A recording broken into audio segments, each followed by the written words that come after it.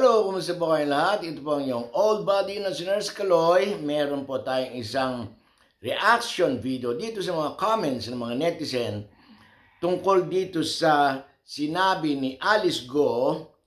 Ito po address kay Senator Win Gatchalian at ni Rizal Tiberos. Ang sabi po niya rito ay, "Am I Philippines' biggest problem?"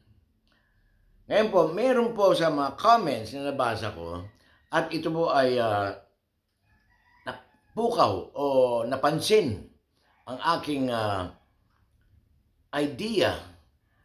Tama na nga naman siya na siya ay isang problema, pero siya ay isang simptomas lamang.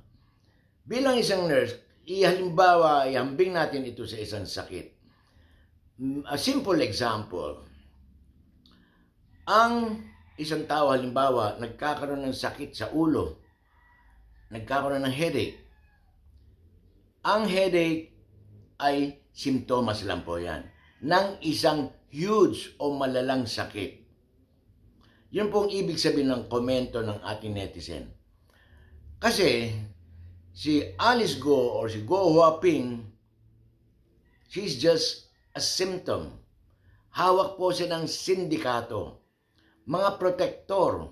Although siya ang nagpa-umpisa, sabi nga ni Win Gatchalian, siya po kasi ang may-ari ng Baofu dyan sa Bamban Tarlac, na ibinenta niya sa mga mas matataas, malalaking mga tao sa kanya, mga sindikato. Ibig sabihin, siya isang, para sa akin, opinion, siya ay naging biktima. Pero ito po ay dapat maresolba. Hindi lang po kay Alice Go, kundi doon sa mga kanyang mga protektor, mga investor, incorporator.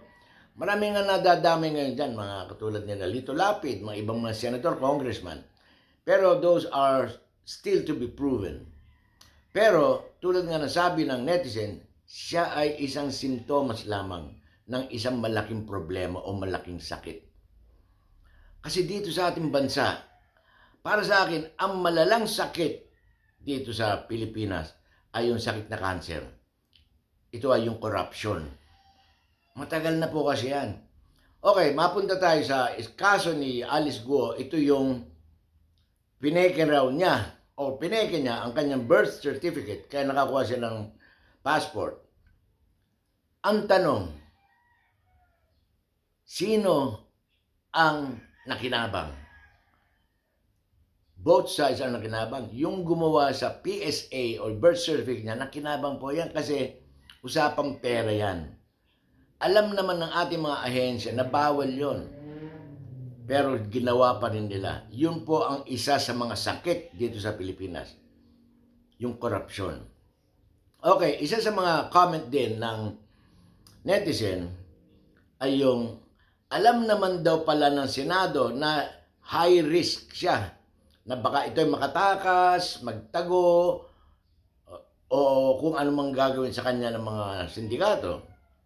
Bakit nung nalaman ng Senado na siya ay nameke ng kanyang birth certificate at sinabi niya na siya ay lumaki sa farm, and then nalaman nila ngayon na siya pala ay si Go Huaping, and then si Alice Go is using a fake birth certificate under oath sa Senado, bakit hindi po siya ikinulong ng perjury, which is pwede siya makulong ng 6 years to 8 years? Yun po ang mga tanong ng mga netizen. Ngayon, nagkukumahog sila ngayon kung saan nila hanapin si Alice Go. May nagsasabi na nakaalis na raw siya, nakabalik na sa China, at tuloy hindi nila ma-serve yung warrant of arrest. Okay, nabanggit ko po yung warrant of arrest. Gusto ko lang po liwanagin, ang warrant of arrest para kay Alice Go is hindi siya huhulihin dahil ikukulong siya kung saan man, jail or bikutan or what not.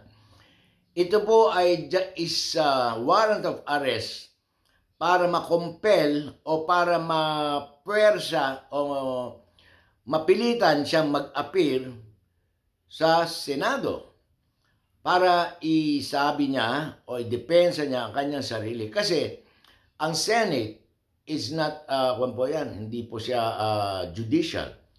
Ang investigation po sa Senado is in aid of legislation. Kaya po siya pinapa-aresto para hindi ikulong. Yung pang pagpapaliwanag ni Chis Escudero at saka ni Win Gatchalian. Gusto ko lang po liwanagin yon. Ngayon, ang sabi ng abogado ni Go Waping o ni Alice Go, para sa kanya at kay Alice Go, hindi na sila mag-a-appeal sa Senado kasi kung kukunin si Alice Go as a resource person, then she can always use her constitutional rights, sabi nga ng abogado, na pwede niyang i-invoke ang kanyang rights not to incriminate herself para hindi siya mapahamak kung magkamali man siya ng salita. Ngayon, naghahamon po si Alice Go dito sa Senado kay Gatchalian at kay Hontiveros, mag-file sila ng action, ng case, at haharapin daw ni Alice Go in the right place at right forum, meaning sa korte. Yun din po ang sabi ng Senado, na hindi sila judiciary. Sila po ay legislative. Gagawa po sila ng batas in aid of legislation.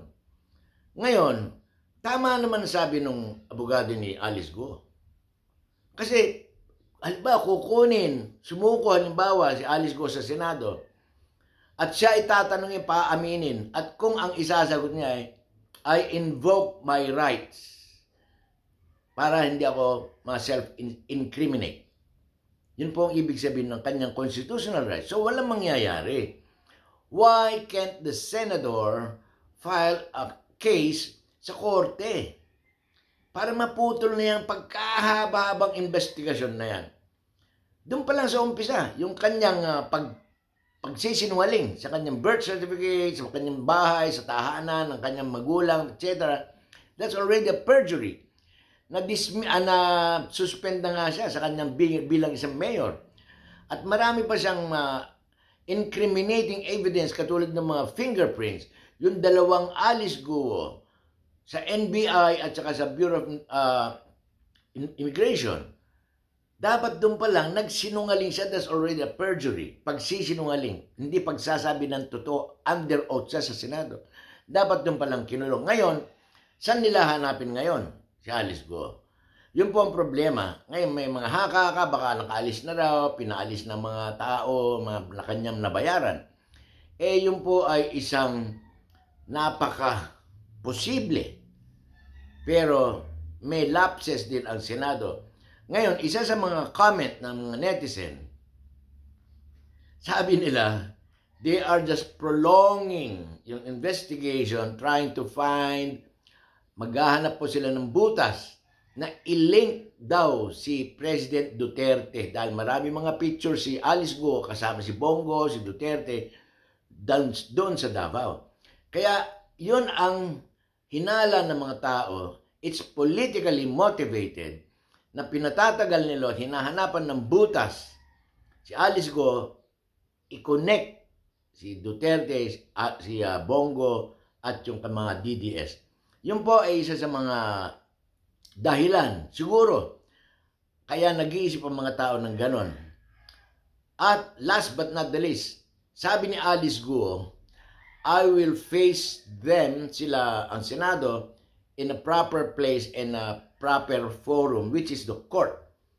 At ayaw niya raw siyang gamitin para sa political ambition ng mga senador na to.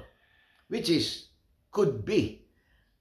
Kasi tagal na Pogo, kung saan-saan sila napunta, kung sino-sino mga resource person, iniimbita nila, hindi dapat resolvehin mo na dapat ang isang problema. Yan po si Alice Go. Yun lang po ay opinion ng mga opinion. Opinion ko base sa opinion ng mga netizen. Yun lang po. Maraming salamat. Please subscribe. Good day.